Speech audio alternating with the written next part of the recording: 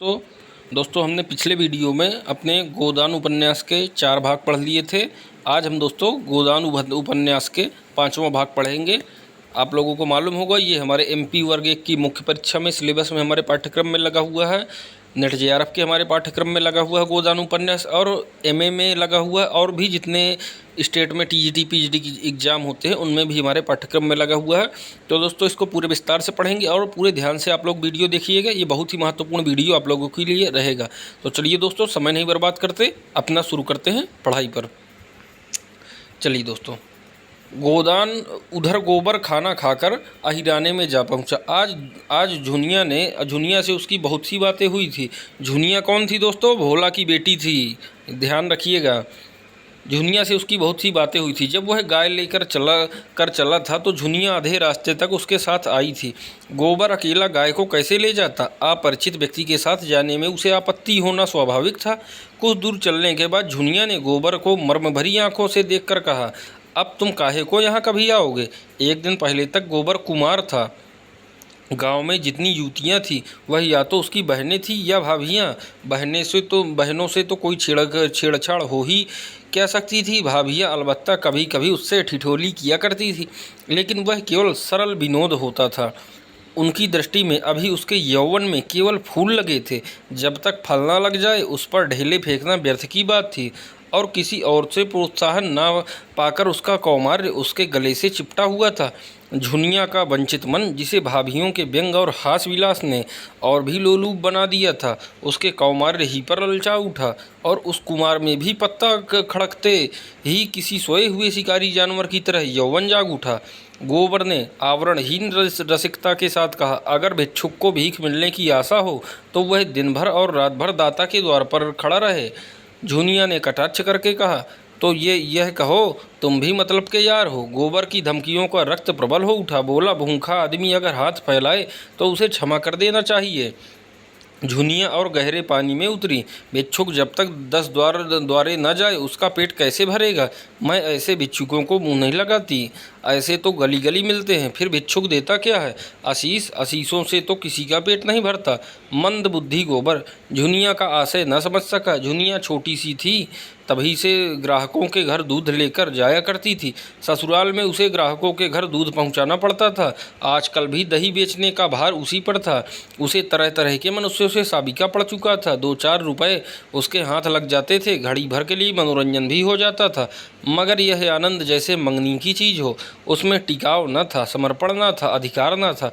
वह ऐसा प्रेम चाहती थी जिसके लिए वह जिए और मरे, जिस पर वह अपने को समर्पित कर दे। वह केवल जुगनू की तरह चमक नहीं, दीपक का स्थायी प्रकाश चाहती थी। वह एक गृहस्थ की बालिका थी जिसके गृहणित्व को रसिकों की लगावट बाजियों ने कुचल नहीं पाया था। गोबर ने कामना से उदीप्त मुख से कहा, भिक्षुकों को एक ही द्वार पर भरपेट मिल जाए तो क्यों द्वार द्वार घूमे? झुनिया ने सदैव भाव से उसकी ओर ताका। कितना भोला है, कुछ समझता ही नहीं।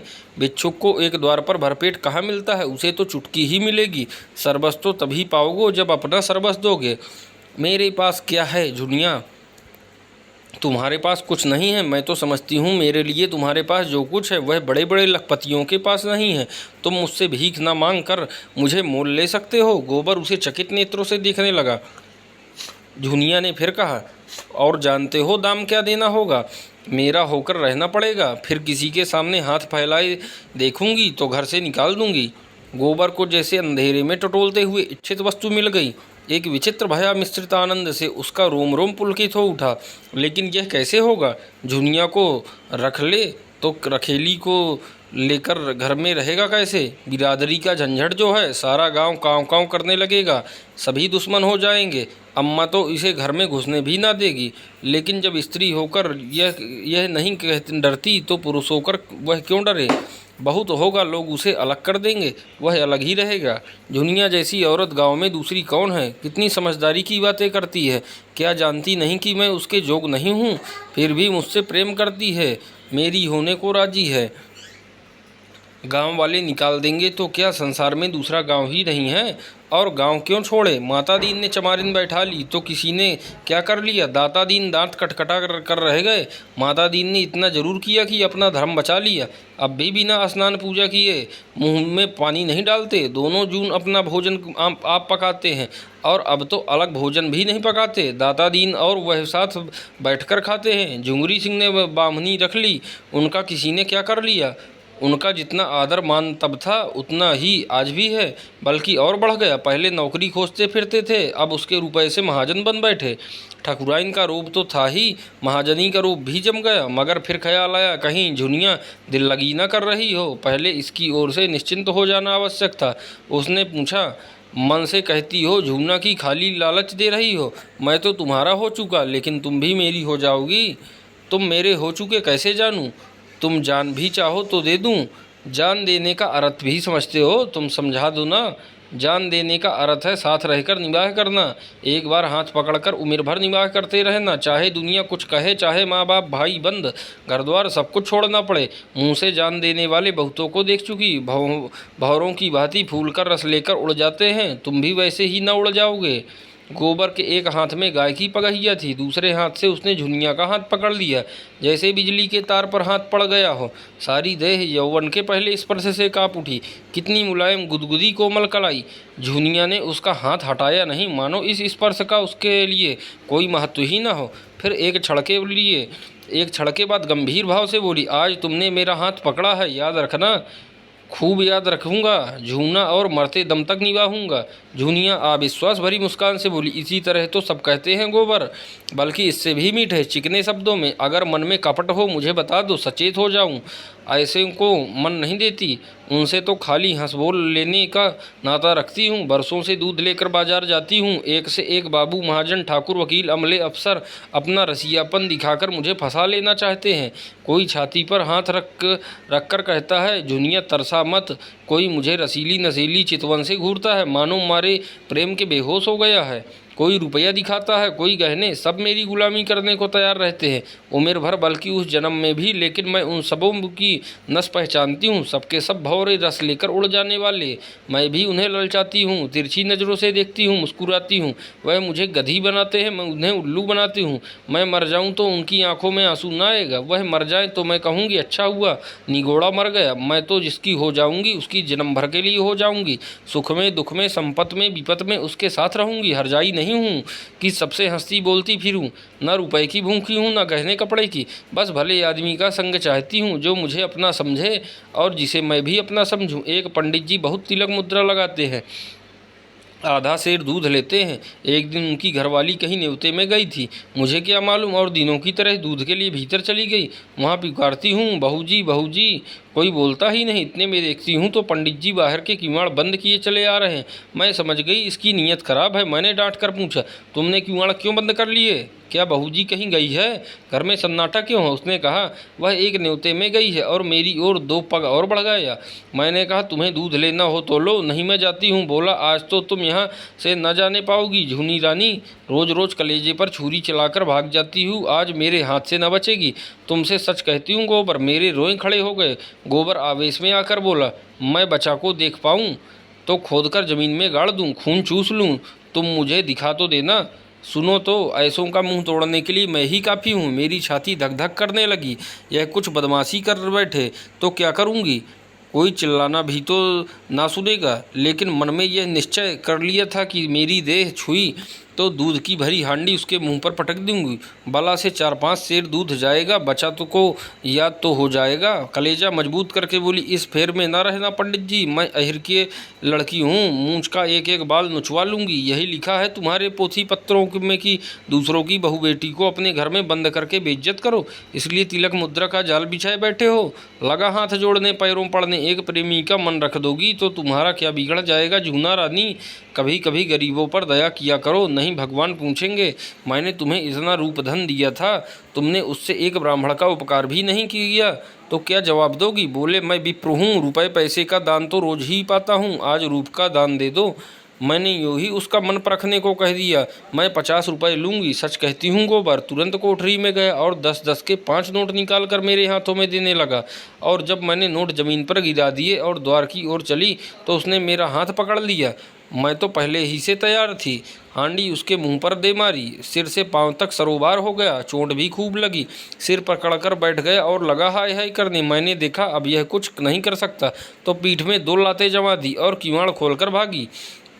गोबर ठट्ठा मारकर बोला, बहुत अच्छा किया तुमने, दूध से नहा गया होगा, तिलक मुद्रा भी धुल गई होगी, मूछें भी क्यों ना उखाड़ ली।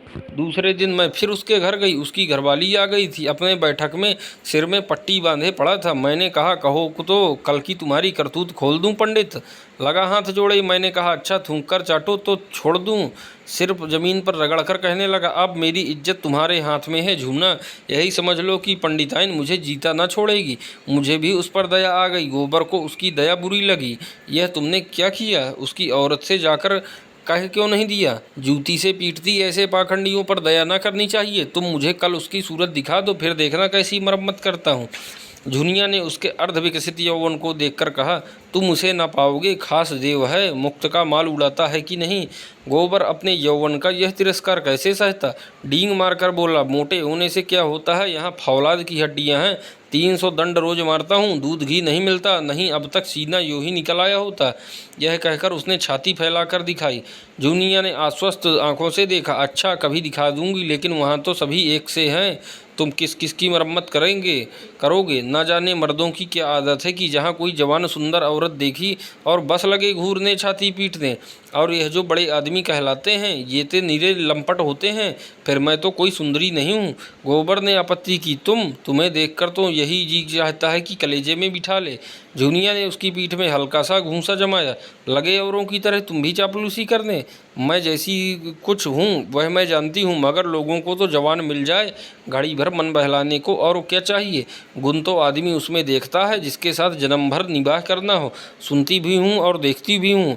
आजकल बड़े घरों की विचित्र लीला है। जिस मोहल्ले में मेरी ससुराल है उसी में गपड़ू गपड़ू नाम के काश्मीरी रहते थे। बड़े भारी आदमी थे। उनके यहाँ 5 सेर दूध लगता था।